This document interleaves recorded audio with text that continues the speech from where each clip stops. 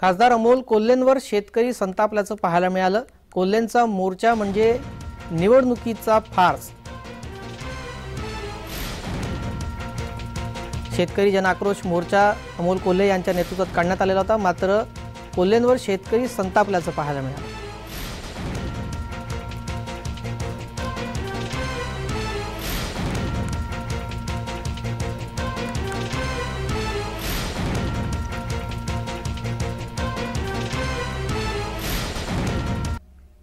पाण्याची व्यवस्था करावी।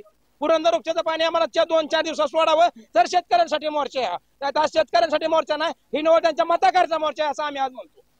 असं आम्ही ठाम म्हणतो ही त्यांच्या मतदानाकरता मोर्चा, त्यांच्या स्वार्थाकरता मोर्चा काढलेला आहे। शेतकऱ्यांचा मोर्चा नाहीच हे म्हणावं लागेल। शेतकऱ्यांचं ह्यांना देणं घेणं असतं तर पाणी सोडलं असतं ना, ही वेळ आमच्या गावाने आलीच नसते ना, असं आमचं वैयक्तिक म्हणणं आहे गावामध्ये।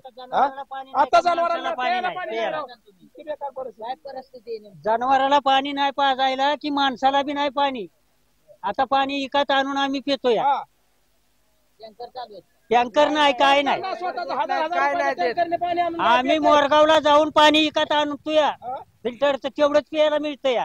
जनावर आमची पाणी वाचणं मरतात।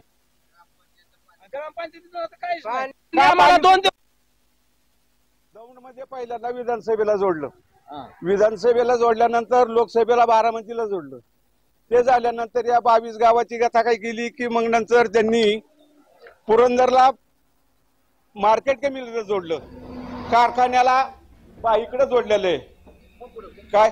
आणि हे एवढं असताना आम्हाला कुठल्या रीतीचं पाणी नाही। आज ऊसतोड कुठं चालली तर कॅनल खालची चालली। कॅनल खालच्या पाहुण्याला एखाद्याला विचारलं, पाहुणा ऊस किती गेला की 400 टन। आमच्यानी सांगायचं किती गेला, 20 टन गेला। पाण्याचा प्रश्न बिकट आहे। पाण्याचा प्रश्न आजपर्यंत शरद पवारापासून अजित पवार, सुप्रियाताई सुळे यांनी कुठल्याही रीतीचा आमचा सोडवला नाही काय।